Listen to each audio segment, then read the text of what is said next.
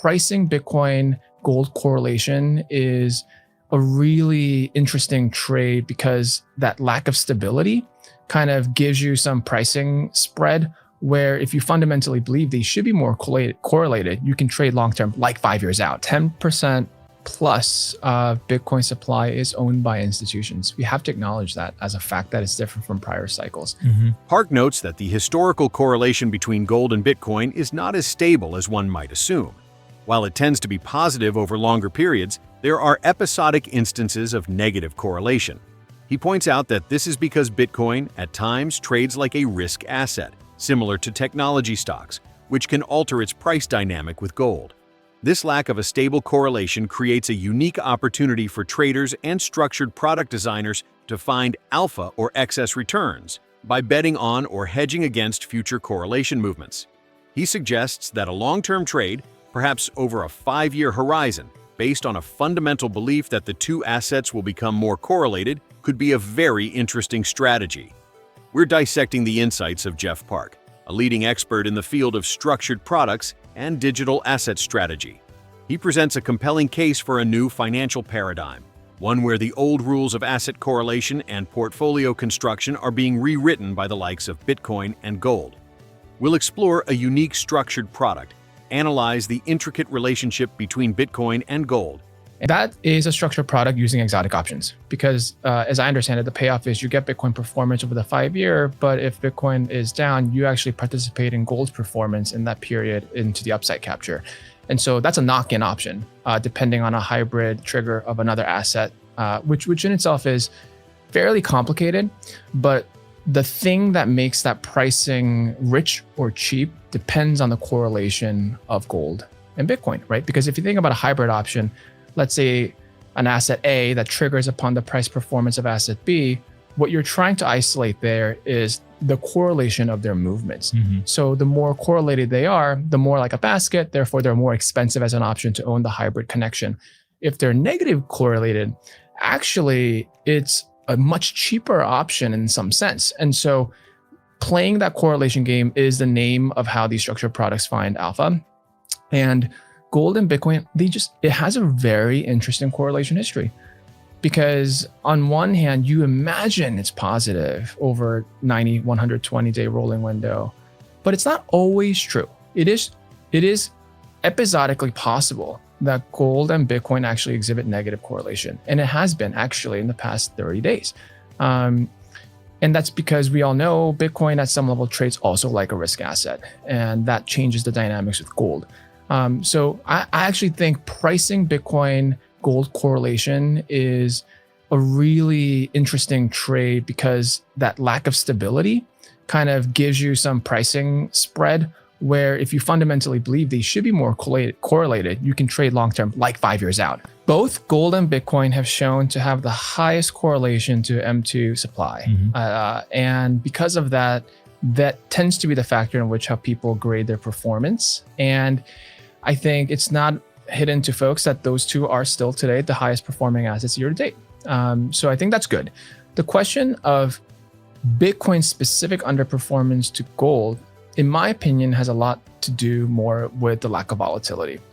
Because I think the aspect of why Bitcoin is favored upon gold at times is not just the store value narrative, which is important, but it's also the velocity in which the price moves that provides a lot of attention and excitement to the mainstream adoption of the asset in itself. And so some time ago, I tweeted that the worst thing that could happen to Bitcoin this year would be if gold's volatility goes higher than Bitcoin's volatility. It feels a little unimaginable, but there were windows in which that happened because of the extreme moves that gold experienced day by day, where gold's 10-day realized volatility actually superseded Bitcoin's. And I thought, wow, this is actually the worst thing that could happen because people still ultimately want return. The reason young people gravitate towards Bitcoin really at the end of the day, I think beyond the narrative of its ideology is its volatility. They like the idea of owning volatile assets. And if gold's actually going to be more volatile, hey, gold has an ideology too that I think young people can also wrap their head around and appreciate if they felt that there was a buy-in for it. And so the number one thing that matters is Bitcoin's volatility has to rise. And so I think right now, this is really the best setup for Bitcoin ever. I posted back in February this year, my big 2025 macro thesis, which was if Trump is able to accomplish all of his macroeconomic agenda, the end game would be achieving the holy grail of fiat alchemy, which is lower dollar and lower yield, which historically is not possible because of the Triffin dilemma. Many, many pundits said this isn't going to happen and Trump's not going to get his way. And I said, never, ever doubt the ability of a transparently profit-motivated person who's in power, who's going to accomplish these things. And lo and behold, the DXY has come down from 120 to now below 95. The 10-year upon Trump's start in January was at 4.6. Now it's at 4.0. It's happened. And this is incredible acceleration for Bitcoin. And it is incredible acceleration for gold as well, which is why gold has done so well. So why is Bitcoin lagging? It's lagging because the vol is low. But here's the beautiful thing. This is how the Bitcoin coiled spring happens. Because it's lagging gold to where I think we all expect it to go higher, and pari passu, the price should be closer to 170K or so, it'll happen very fast. This is the kind of stuff that Bitcoin does. When there's such a gap in where it should be priced relative to other assets, it moves really quickly. And that then becomes a self-fulfilling volatility machine that can actually fuel further acceleration into adoption. Because really, people tend to buy Bitcoin on the way up. This is the thing that you and I know. It's got like a reflexive nature to cycles. Exactly. It's so reflexive. It is not worth the risk of holding on to it if you're constantly worried about downside and it's not performing. But when it goes up and Bitcoin has high correlation to itself, which is in itself the reflexive wheel of autocorrelation, people jump in. So I think really this quarter coming for the end of the year is one of the best setup for Bitcoin we can ever have. The conversation concludes with a look at seasonality and the long-term relationship between Bitcoin and gold. Park notes the well-known trend that Q4 and Q1 are historically the strongest periods for Bitcoin, a self-fulfilling prophecy. He also observes that some of the traditional drivers of Bitcoin's price, like the halving cycle or mining profitability, are becoming less important as the asset matures. He highlights the incredible achievement of the Bitcoin network reaching 1 Zeta hash, but notes that this milestone went largely unscrutinized, indicating a shift in focus from technical metrics to broader macroeconomic dynamics. We could have series of days where it's moving 5K a day, and it will just feel kind of really exuberant, but it won't be so crazy that people don't think there's an opportunity to buy into it, right? It's actually, Bitcoin is truly an asset that you try to buy high and sell higher than try to buy low and sell high. The distinction here I'm making is that Bitcoin is generally really boring and generally goes down when people aren't focused on it. But when it goes up, the trend has a long lasting effect, more so than people think. So in the first, second innings of the run up, it's never late. It will keep going. So I think the price target most people have in mind is it should really be right now around 150 to 170K, just based upon what we're seeing in its relative underperformance to gold. And I think if you were to think there was going to be more buying coming from a structural perspective with these treasury companies that have cash waiting to participate in the market for, that's an inelastic price bid that could push it up to 200K plus. I believe at Bitwise, our price target we had since the beginning of the year was that it could hit 200K. And I do think, even though it feels kind of far from where we are, it's very much in play that this could happen by the end of the year. Bitcoin has found new floors, had to do with the cost basis of the new capital coming in every cycle. And so historically, what we haven't had great data for is that there weren't many permanent capital vehicles or permanent capital investor types coming into the Bitcoin space. So every cycle, yes, you were getting new people in, but the new people tended to be still retail or sometimes more fast moving kind of family offices. And it never really dawned upon endowments or sovereigns or ETFs. And I think the unique aspect here of the run up is if that comes from permanent capital bases, and ETFs where people are buying crypto for the very first time, they're generally not sellers because a 1 to 5% allocation you're making into a fund will neither make or break you. And so you're not really incentivized for a profit taking until there is actually a more meaningful ROI on that. And that's why I think it's important to watch the ETF flows, because if the Bitcoin price move happens with ETF flows, and these ETF flows are driven by RIAs and financial advisors that are making foray into Bitcoin for the first time into someone's portfolio, that is money good. That will stay. Even if there was a 40% drawdown, they're not really selling because it wasn't a position sized for them to feel hurt by it. And that's why Bitcoin, I think, is always going up in cycles, because people don't sell, but then they buy on a lower cost average because they want to build their position, and then they are able to participate on the upside.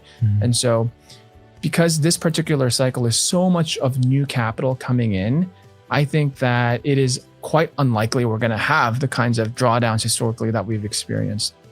10% plus of Bitcoin supply is owned by institutions. We have to acknowledge that as a fact that it's different from prior cycles. And really violent sell-offs tend to happen upon capitulation or liquidation risks. And liquidation risks can happen from idiosyncratic events like an FTX, but it could also happen from credit. And as I see it, Bitcoin still hasn't really found leverage in a way that I think shows more upside than it would be a cause for concern today. I think the next run up for Bitcoin will potentially have leverage embedded in a way that is compliant to traditional Wall Street infrastructure. And that leverage cycle, we haven't ever really seen it, but I think could be like the next big leg up. And then it could be the contributor to actually a meaningful drawdown. But we're not there. There actually just isn't enough room to imagine why there would be a sell-off from any of those points. All Bitcoin investors that generally Q4, Q1 are the strongest, always. And it's proven like to be the case most of Bitcoin's history.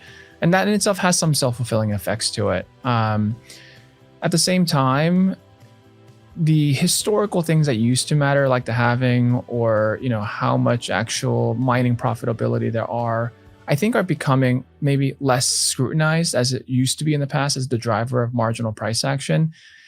I think it was this week that the Bitcoin network hit 1 zeta hash, which is in itself like a pretty incredible output. But I haven't heard people talk about it because it's not really in their considerations anymore about that meaning anything about kind of difficulty for compute and miner profitability. So I think some of the seasonality, more likely if there were ones to come, would probably be just tied to macro risk on risk off assets and how people are pair trading Bitcoin with other global macro risk assets. Because that's kind of, I think, the pros and cons of the trade-off of graduating Bitcoin into the adults in the room, which it's now a part of a broader portfolio. How does it play with other assets?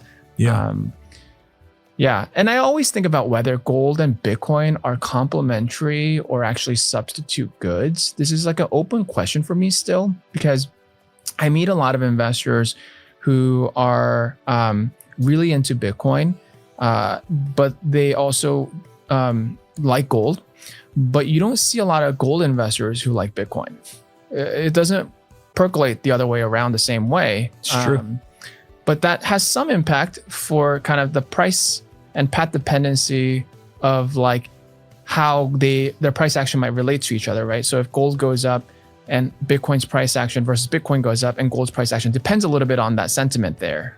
So I think that's the other thing that could change in cycles where gold investors will accept Bitcoin more as a complementary good and is now a part of the portfolio and not necessarily a substitute trade-off. And that could in itself be like a pretty meaningful inflection point for more adoption across these cycle curves. Finally, he returns to the core philosophical question. Are gold and Bitcoin complementary or substitute goods? He notes that many Bitcoin investors also appreciate gold, but the reverse is not true. This dynamic has a significant impact on their co-movement. He posits that a major inflection point for wider adoption would be if traditional gold investors begin to see Bitcoin as a complementary asset to their portfolio, rather than a substitute to be traded off. This shift in sentiment, he concludes, could fuel the next cycle of adoption and further cement Bitcoin's role in the global financial system.